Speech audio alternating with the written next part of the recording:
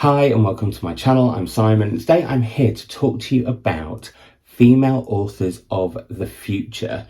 Now, if you've been watching my channel for any length of time, you will probably have noticed that I do tend to gravitate towards female writers over male writers. I'm not quite sure why this is. It's just the way it is. It's just my reading taste. Although I do read, it's not like I exclude male authors, but I do tend to head towards women's writers. I think that's one of the reasons probably that the Women's Prize for Fiction is one of my favourite prizes. And the idea for this video came from, well, it's featuring a list of 10 female authors of the future from the UK and Northern Ireland under the age of 35 that they have picked alongside with Good Housekeeping, and they are putting a vote out to everyone to who the winners should be by the end of December 2022. You know what I'm like, I thought, oh, there's a project in here somewhere, because when I looked at the list, I've read 5 of the 10 and haven't read 5 of the 10. So guess what I'm going to want to do? I'm going to want to read the 5 of the 10 that I haven't read. I might see if my mum wants to join in with this as well. Actually, I haven't talked about it yet because I just thought, oh, what can I film today? I was like, well, this has recently been in my inbox. I should say they have not asked me to make this video or anything like that. I just wanted to because I love the Women's Prize. I love supporting young writers, and that's what this has aimed to do, because over the last couple of years, people, particularly under 35, have been really hit by the pandemic, the panda pop, the Pan's Labyrinth, the platypus, as I've now started to call it. And so they wanted to do an initiative that would mean that people go out and borrow these books from libraries and buy these books and, yeah, get the authors more notice. So I thought I would talk to you about the 10, the ones that I've read and the ones that I haven't. There may be an announcement of a Crime Time returning. There may be some news on book club, all involved in all of this. So let's get going. All the books are fiction, I should say, but I'm going to be talking about one non-fiction shortly. So first up, I'm doing these in alphabetical order. We have Saltwater by Jessica Andrews, which I absolutely loved when I read it, and I was the chair of the Portico Prize for Fiction when this won. And it's a fantastic novel about a young woman in the north of England who's sort of really trying to find herself. And it's a book that just dazzled with the prose, to be honest. So when I saw this was on the list along with some of the others that I read, I was like, I'm going to need to read all of these books. I'm also going to need to learn my alphabet better because I've spotted that I've done them out of order. Anyway, so yeah, I would highly recommend this. I'm really excited for her second novel. And yeah, I just thought that this was gorgeous. I really love that cover. I should say this is actually quite a momentous video, because I think this is going to be the last video I do sat here ever. Imagine, it's all going to change next week. And then we have, if I do the list in order properly, Natasha Brown's Assembly. Now, I talked about this quite a lot last year. Natasha Brown was on the Sky Arts Book Club, which I'm one of the presenters for all the social media stuff, and had the pleasure of interviewing her, had the absolute pleasure of reading the book first. This is set roughly over a single day-ish, and it's about a young black woman who's got really high up in a blue chip financial company, and she's actually sent out to schools and stuff to say how great it is and how accepting it is, when really it isn't. So that's part of the book. Another part is that she's just had some quite devastating news. I won't spoil that for anybody. And the other is that she's going to her boyfriend's family estate, and they're a white family. They're obviously upper class, and class is something that's really looked at in the book along with race, and it's how she's dealing with all of that. And I just thought it was utterly phenomenal, and I cannot wait for what Natasha Brown writes next. There you go. I really love this cover. I love the way they've done that sort of psychedelic colouring of the building. I think it's beautiful. Then we have another book that I absolutely loved. So I know, realistically, I'm going to love the other 5 that I haven't read, because I've loved all the ones that I have read. And this is Queenie by Candice Carty-Williams. I am going to be reading the follow-up to this over the next couple of days, because I'm interviewing her next week about her new novel, People Person. Anyway, Queenie is about Queenie, a young black woman living in London, and it's how her life is sort of falling apart. She's trying to find herself, and I just thought the rawness and the honesty in this was brilliant. I love how it unflinchingly looks at certain topics. It can make you quite uncomfortable, and then it can make you absolutely laugh out loud. And I think Candice Carty-Williams is definitely a writer to watch. I actually have her YA novel to read. I haven't got to that yet, and also her quick reads book. So yeah, I've technically got like 3 more of her reads. How exciting! Then a book that I haven't read yet, but I meant to read for book club, but me and Melanie didn't get around to it because both of us got ridiculously busy in November and so couldn't film. It's Boy Parts by Eliza Clark. Now, I've only heard amazing things about this. I think it's about a young woman who starts to photograph men, and I believe they're boy parts, to kind of create some kind of collection. But as it goes on, it kind of gets more and more unhinged, darker and darker, and kind of is a bit about possibly psychosis. So it just sounds phenomenal. So I really, really, really want to get to this in due course. I don't know if me and Melanie are going to do this for book club this year. We did say we'd try and get to it at some point, but if not, I will definitely be reading this anyway, because if you hadn't guessed already, I'm going to be reading all 5, or did I say this already? I'm going to be reading all 5 of the books that I haven't. Now, speaking of book club, slight tangent, because I don't have a finished copy of this. It's on its way in the post, I believe. And me and Melanie are hoping to read this for the end of January. So if you'd like to join in with the Frank Book Club, I'll link down to previous videos because it's now on it's not on my channel anymore, it's on theirs. This is The How, Notes on the Great Work of Meeting Yourself by Ursula Daly Ward, who I love. I've read her poetry collection, Bone, which I thought was phenomenal. Her memoir, The Terrible, is utterly incredible. It's kind of about, in fact, I talked about it very recently in a recent video, which I'll link down below. It's the video about books I've loved by poets that aren't poetry collections. But The Terrible is incredible. It is literally about, well, no, you can go to that video and find out why it's so good. Why The Terrible is not terrible at all. It's bloody fantastic. But yeah, so just to let you know, if you'd like to join in with this by the end of the month, The How by Ursula Daly Ward is what we're going to be reading for January. It feels like kind of, it's not a self-help book. It's one of those books that kind of takes all the things that someone's learned and then shares them with you. Anyway, back to the list. And the 4th book, I need to make 2 separate piles, is another one that I've not read and will be reading for, get ready for it, The Return of Crime Time. Pip and I are going to be making videos quarterly again in 2022. It has been a while. There is a new sofa on its way to this room. It probably won't be here until March, but that's the video that I'm going to record on it first. So I'll be reading this by March, and it's Girl A by Abigail Dean. Now, this is a thriller, and I love the fact there's a thriller on this list of 10 books, because I think quite often crime and thriller writers can be overlooked by kind of prizes and everything. So I'm thrilled that this is on there. I have no idea what this is about. I don't really want to know. I'm not into blurbs anyway. I just like to get a sense of a book, but I also don't want to know anything more because I don't want any spoilers, just in case, because I'm just looking forward to seeing how this unfolds with Pip when we read it together over the coming months. I have her copy here. I'm giving it to her next weekend when I see it. So yeah, really, really, really looking forward to getting to this one. Another that I haven't read, and if you obviously want to join in, you can. Just make sure you've read it by the beginning of March. Then we have a book that I actually read for book club with me and Melanie, and I absolutely loved this book. And also got to read it for some prizes that I was judging, and loved it again then. It's Exciting Times by Nisha Dolan, and this is all about a woman who is living in, is it Japan or is it Hong Kong? Let me check. Anyway, she's living abroad. I think it's Hong Kong, but why does it not say on the back? Hong Kong, it does say on the back. I wasn't looking properly. She is living in Hong Kong, and she's teaching students.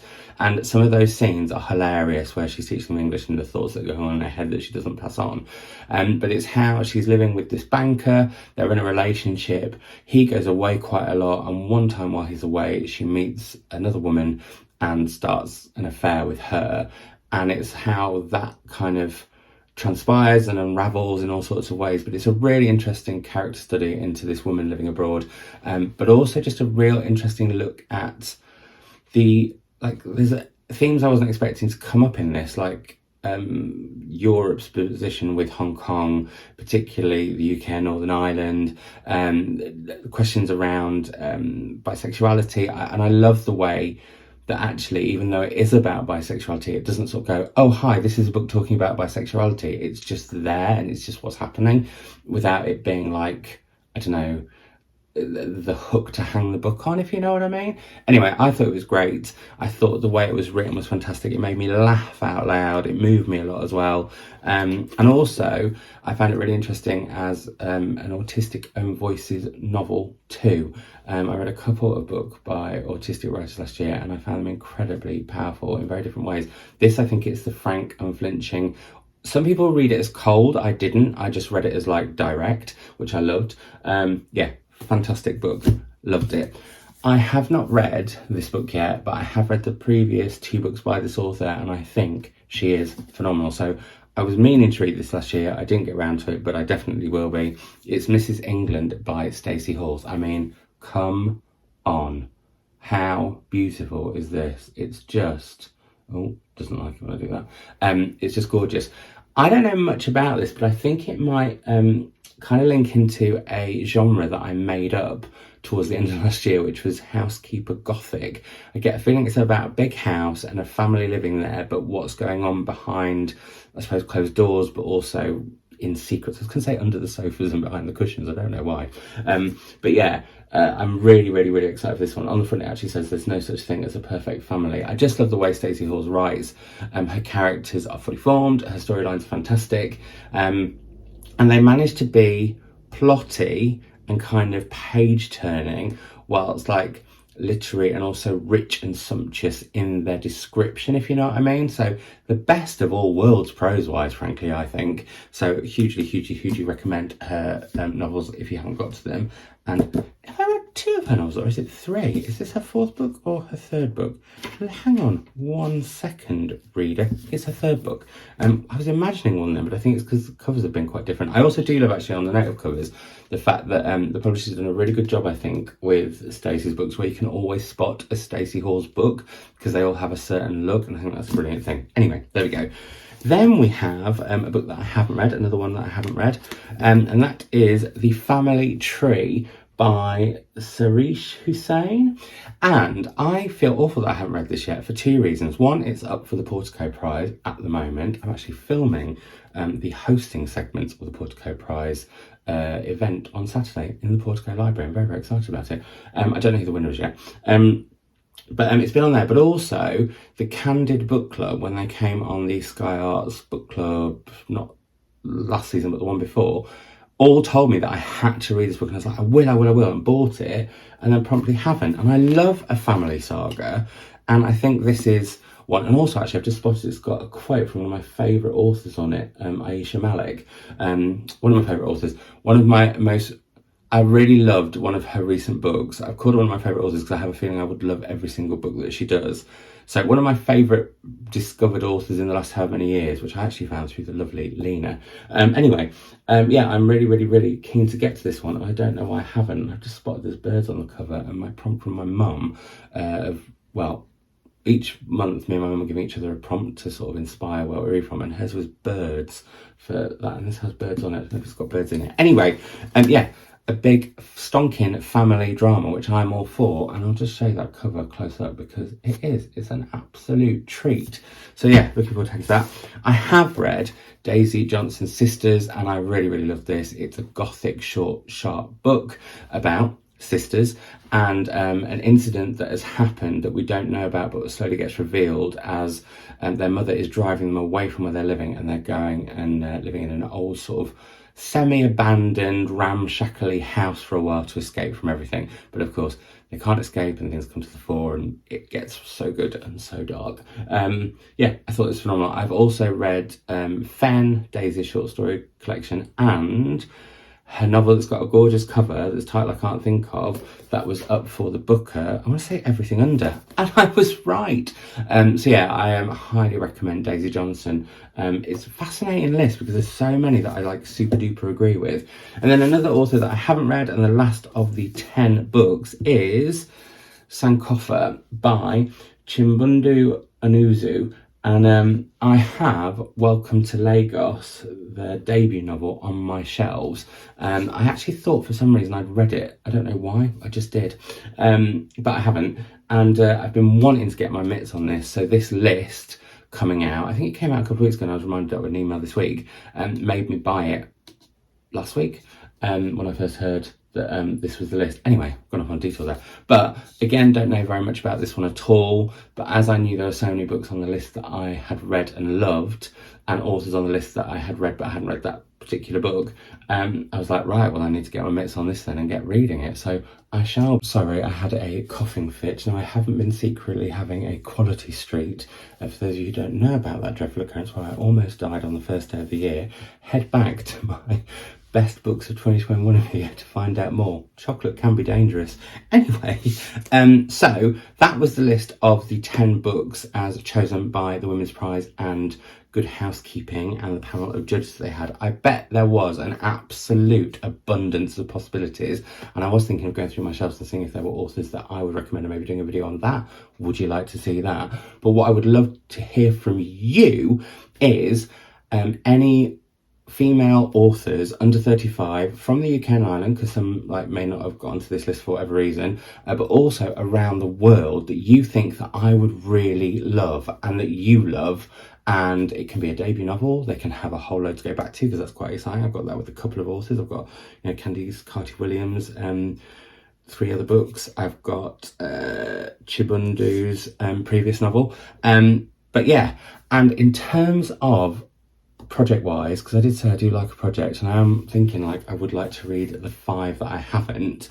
What I'm trying to do this year is to be a bit more free-flowing with how my reading goes. So what I will say is I'm not going to give any definite dates, but I'm definitely going to head to these 5 in the coming months: Sankofa, The Family Tree, Mrs. England, Girl A, and Boy Parts. And obviously, as I mentioned, me and Pip will be reading Girl A by the beginning of March in order to record the return of Crime Time, where this will be our pick once the new sofa arrives. Because I think what a lovely way to mark the occasion of a new sofa with a video of me and Pip.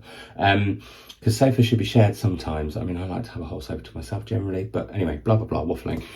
If you would like to join in with that, please have Girl A read by the beginning of March, and then the video will appear hopefully a week or so after that. It might be a little bit earlier that we get to record it, because things could arrive early. Who knows with what's going on with, let's not talk about customs, that's so boring, or mention the B word.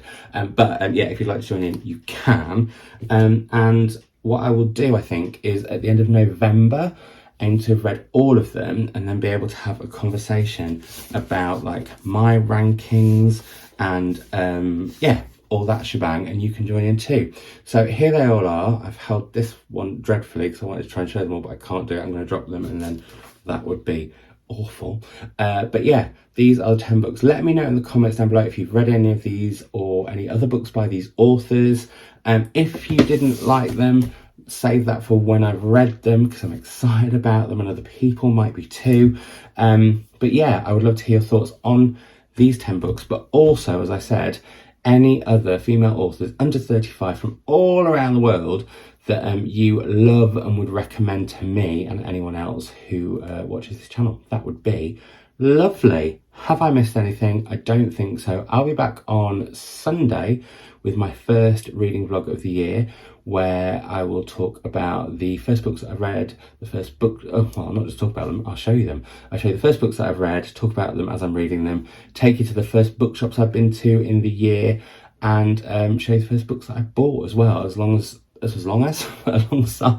family shenanigans and other stuff, life stuff. So yeah, I hope you will enjoy that. I think it might be quite a long one, so get a cup of tea prepped for that on Sunday. And then I'll be back next week, probably with a haul and a wrap up, but in a very different filming location. I'm both sad and excited about it. But yeah, time for a change, I think. And one last thing before I forget, speaking of, what I love about this, as I said, is that this is supporting women under 35, women creatives under 35. If you would like to support another female creative under 35, this top, which says I'm thinking about books, is made and actually has a lovely book on the, my face makes it not want to thingy. It's got a book on the sleeve. Oh, honestly, Simon, what's going on? There you go. It appeared briefly. It was a teaser. Then these are made by the wonderful Ariel Bissett, whose channel I absolutely love. I love her thoughts on life. I love what when she talks about climate. I love her book recommendations, and I really love her house renovation videos. And we've started to chat a lot more in the last year, and I wanted to support her by buying this. So I did. And if you would like to too, I'll pop the link down below. When they are gone, they are gone. Anyway, speaking of when it's gone, I'm going to go. But do let me know of authors, female authors under 35 and the books they've written that you've really, really loved, that you think that I would love or just want to recommend to everyone. And yeah, I will talk to you on Sunday. Well, I'll see you on Sunday in the vlog. Bye.